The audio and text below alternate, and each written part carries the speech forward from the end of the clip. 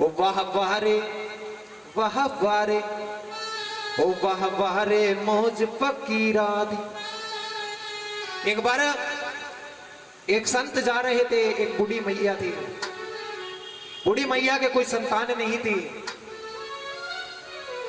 उस बूढ़ी मैया के कोई संतान नहीं थी। डॉक्टरों को दिखाया, वैद्य को दिखाया, सबको दिखाया, तांत्रिक सब चीज, ऐसा कोई जतन नहीं कि उस बूढ़ी अम्मा ने ना किया हो अपने पुत्र पाने के लिए। तो महाराज जब उसके कोई संतान नहीं हुई, बुढ़ापा आ गया, घर में बेचारी थक कर बैठ गई। बोले अब जाऊं कहां, जब कुछ दिखाई नहीं देता। एक दिन एक संत मोहल्ले से निकल के जा रहे थे, उसकी गली से निकल के जा रहे थे। तो वो संत आवाज लगाते जा रहे थे कि एक रोटी दो, एक बेटा लो, दो रोटी दो, दो बेटे लो। बड़ी सुंदर आवाज कि एक रोटी लो, एक रोटी दो, एक बेटा लो, और दो रोटी लो, दो बेटे लो। बुढ़िया अम्मा अंदर पूजा कर रही थी। पूजा करती करती आवाज सुनी, तुरंत बाहर निकल के आई। अरे कैसा कौन सा संत है जो एक रोटी के बदले एक बेटा दे रहा है, और दो रोटी के बदले दो बेटे दे रहा है। बूढ़ी अम्मा दो रोटी लेकर के आई और संत को हाथ में धरी। संत के मुंह से आशीर्वाद निकल गया कि जा मैया तेरे पुत्र हो जाएगा।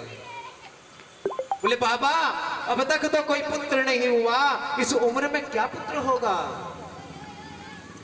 बोले जा मैया आशीर्वाद निकस गो तो निष्पस गो। बोले एक बार आशीर्वाद निकल गया तो फिर ये व्यर्थ नहीं जाएगा।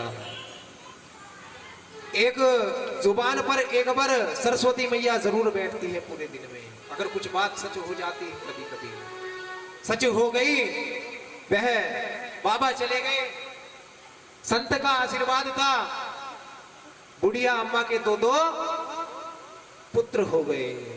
बोले भक्तवत्सल भगवान की जय हो। दो पुत्र हो गए महाराज।